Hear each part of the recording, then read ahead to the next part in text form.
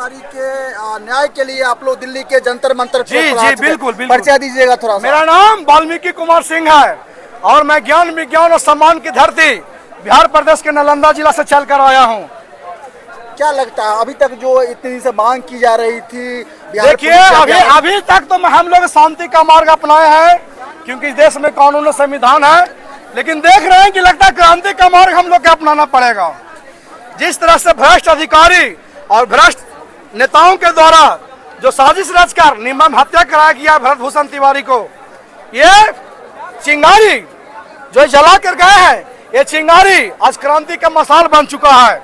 आइए क्रांति का जो मसाल ये बूतने वाला नहीं है। अब सिर्फ बिहार प्रदेश ही नहीं पूरे भारतवर्ष में ये क्रांति फैल चुका है और अगर न्याय नहीं मिलेगा तो हम लोग भी अपना हाथ में हथियार उठा लेंगे। सबसे पहले तो जितना भी सम्मिलित था अधिकारी उसको गोली मारेंगे। जिस तरह से भरत भूषण तिवारी का एनकाउंटर किया उसको गोली मारेंगे। और अगर दूसरी चीज सम्राट चौधरी का इस्तीफा लेने के लिए हम लोग आए हैं आज दिल्ली जंतर मंतर पर। नरेंद्र मोदी अमित शाह से यही मांग किया कि उसको जल्द से जल्द हटावे और किसी ऐसे व्यक्ति को कमान बिहार प्रदेश का दे कि जो बढ़िया व्यक्ति है, समझदार है, शिक्षित है। 7 मर्डर का आरोपी, आज 7 मर्डर का सम्राट चौधरी खुद अभियुक्त है। बहुत सारा मैं बिहार से रहने वाला और मैं एक बात कहता हूं, आज हमारी स्थिति ऐसी है कि 7वीं पास जो खुद बताता है कि हमने DL.ED की डिग्री कैलिफोर्निया यूनिवर्सिटी से लिया, लेकिन जीवन में कोई ऐसी डिप्लोमा की डिग्री यूनिवर्सिटी नहीं देती है। डिप्लोमा की डिग्री हमेशा बोर्ड से आती है। पहला वो झूठ पकड़ो। दूसरा, जिसने हर नामांकन में अपना नाम बदला, राकेश कुमार उर्फ सम्राट चौधरी, राकेश कुमार आज सम्राट चौधरी हो गया। तुम 7 हत्या का आरोपी अभियुक्त था। तुमने कांग्रेस के नेता को मारा, तुमने बम मारा और वहां तुम्हें लालू यादव की सरकार में बचाया गया था। शकुनी चौधरी तुम्हारे बाप लड़े थे दूसरे पार्टी से और जीते थे सरकार बनाने के लिए, और तुम्हें आज बिहार का मुख्यमंत्री बना दिया गया है। तुम्हारे समय में, तुम्हारे कांड में तुमने किया था मुजफ्फरपुर बालगृह हत्याकांड और बालगृह में जो काम हुआ था उसके अभियुक्त हो तुम। लेकिन तुमने क्या कहा कि हमसे बेहतर कोई नहीं है, तुम्हें उठा के बिठा दिया। बिहार की भोली भाली जनता ने नीतीश कुमार को वोट दिया था, ना कि 7वीं पास को। बिहार कभी भी अनपढ़ को नहीं सपोर्ट कर रहा था। हमने बहुतों को देखा और बिहार से ही राजेंद्र प्रसाद आए थे, बिहार से बहुत बड़े बड़े नेता आए उठ के। वहाँ ये 7वीं पास हम पे सुशासन कहते हैं, हम शासन की सरकार लेके आए। हमने जंगल राज को खत्म करवाया।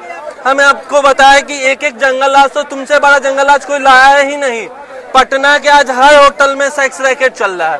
पटना में एक बाप के साथ बेटी सुरक्षित नहीं है, उसके वहाँ इनकाउंटर नहीं हुआ, वहाँ बुलडोजर नहीं चला।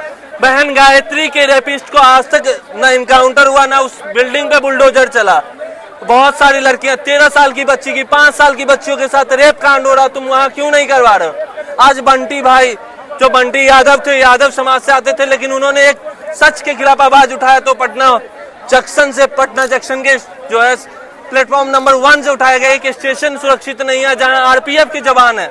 आप कहते हो हम सेंट्रल रिजर्व फोर्स लेके जाते हैं, वहाँ CRPF के जवान है। वहाँ बिहार पुलिस मौजूद है जहाँ कैमरे की निगरानी से हमारे युवा को उठाया जा रहा है जो गलत के खिलाफ आवाज उठा रहा है। और क्या बता रहे हो कि वो आप ये कह रहे हैं जो शराब नहीं, आप उसे इस मुद्दे को यहाँ ले जा रहे हो कि उसने शराब के धंधे में हिस्सेदारी मांगी इसलिए उसकी हत्या हुई।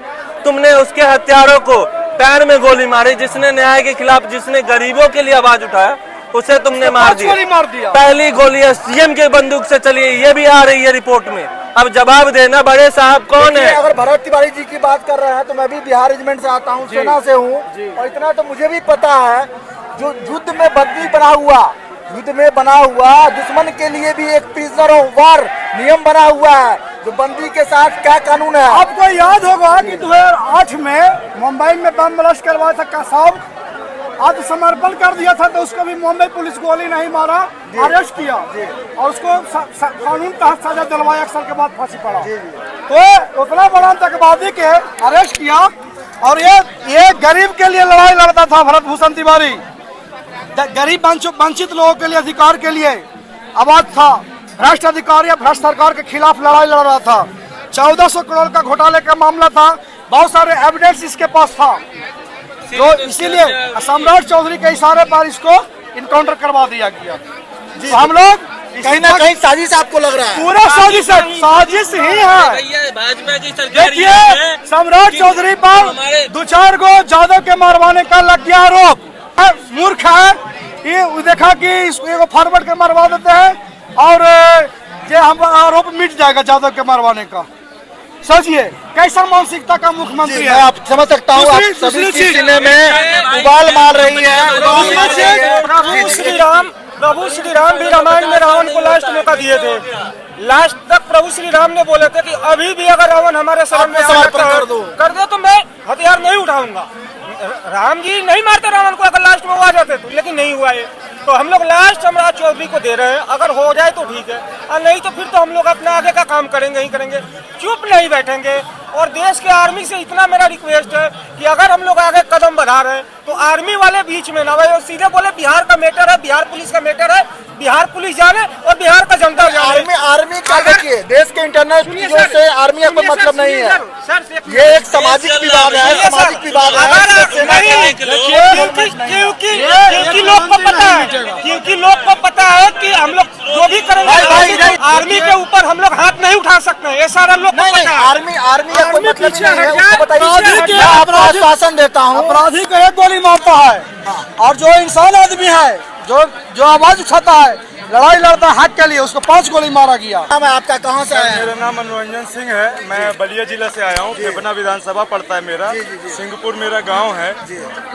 और वहाँ से देखिए मैं भरत तिवारी भैया के घर भी गया था, वहाँ पे मैं हफ्ता भर उनके घर पे रहा हूँ। उनकी माताजी भी आई है अभी? उनकी माताजी भी आ रही हैं, अभी रास्ते में ही उनके छोटे भाई भी आ रहे हैं। तो कहीं ना कहीं वहाँ पे जो मैंने देखा उनकी माताजी को कि 1 महीना से आज उनके आँख से आंसू नहीं रुक रहा है। ये तकलीफ देखिए सबके अंदर है। मैं यहाँ के लोगों से, मेरा विचार थोड़ा अलग है। मैं ये चाहता हूँ कि लोग इस बात को समझें कि देखिए यहाँ पर क्या हो रहा है कि हम लोग अपने जाति में लड़ने में लगे हुए हैं, धर्म में लड़ने में लगे हुए हैं। अभी तक बीजेपी ने क्या किया, हमको यही बताया कि हमारी विरोधी पार्टियां जितनी भी हैं ये सब हिंदू विरोधी हैं, कहीं ना कहीं मुस्लिम प्रेम होंगे तभी हिंदू विरोधी हैं, ऐसा ये दिखाने का प्रयास किया गया।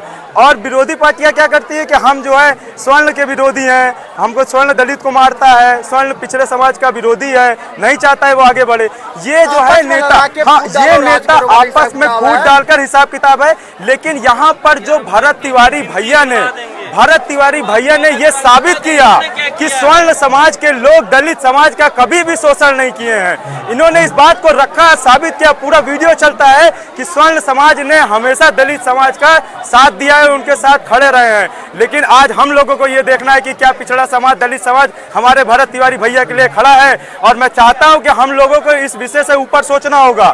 देखिए भैया, बहुत बड़ी बात कह रहा हूं, छोटे शब्दों में कहना चाहूंगा कि हमें जाति धर्म से ऊपर नहीं उठने दिया जा रहा है, जानबूझ से। क्यों? क्योंकि अगर हम जाति धर्म से ऊपर उठ जाएंगे तो इनकी राजनीति सारी खत्म हो जाएगी, इनकी पार्टी नहीं बचेगी।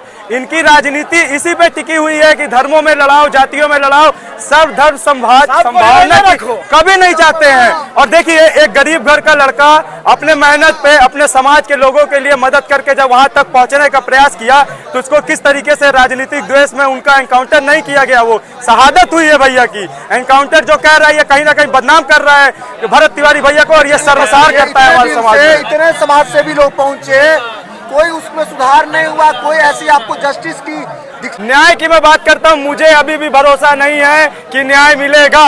मुझे भरोसा देने वाला कोई माई कलाल यहाँ मौजूद है? मैं ये पूछना चाहता हूँ लीडर कौन है, कोई मौजूद है मुझे न्याय दिलवाएगा? भैया को न्याय मिलेगी? देखिए मुझे बुरा लग रहा है, मैं बता रहा हूँ सोशल मीडिया जो हो रहा है वो अच्छी बात है, इससे देश दुनिया जागरूक हो रही है, बहुत सम्मानित काम कर रहे हैं आप। लेकिन जहाँ पे आपको मौजूद रहना है, बैठना है, जहाँ से मैसेज भेजना है, एक संदेश भेजना है, वहाँ पे कोई उपस्थित है? कहीं ना कहीं अफवाह। हम लोग मॉर्निंग से आए हैं, हम लोग मॉर्निंग से आए हैं, सभी संवेदनाओं के साथ हैं।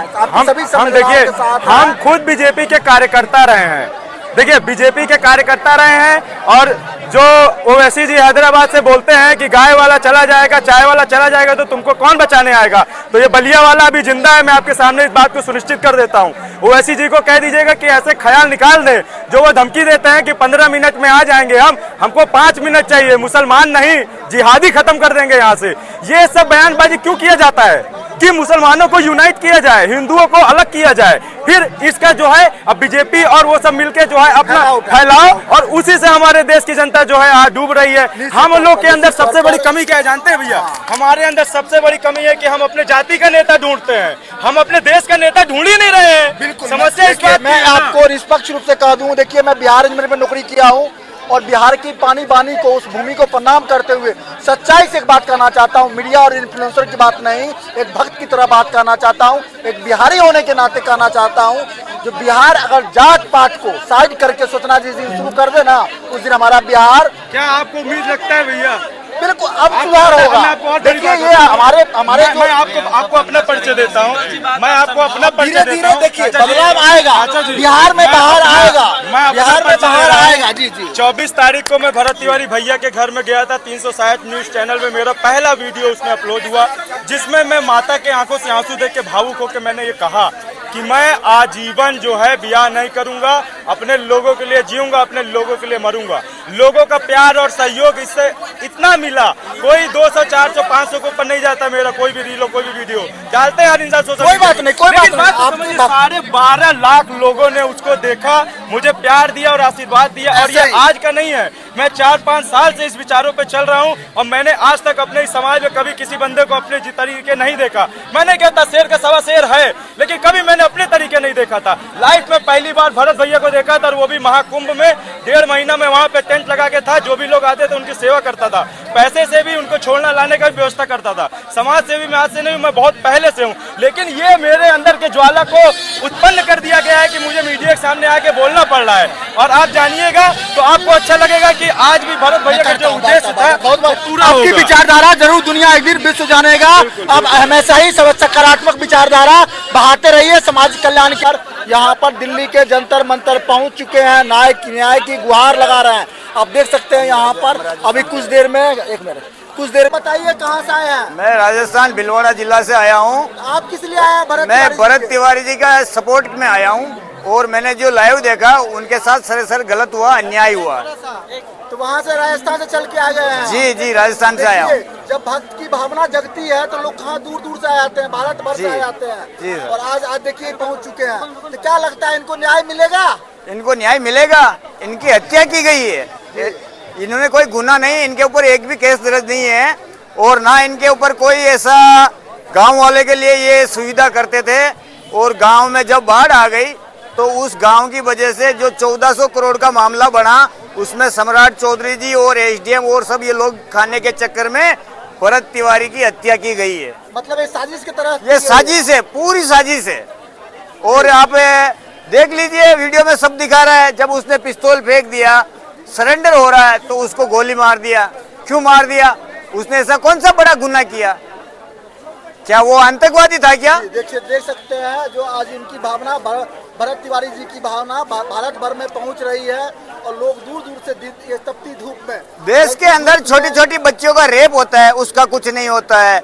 जो लोग शराब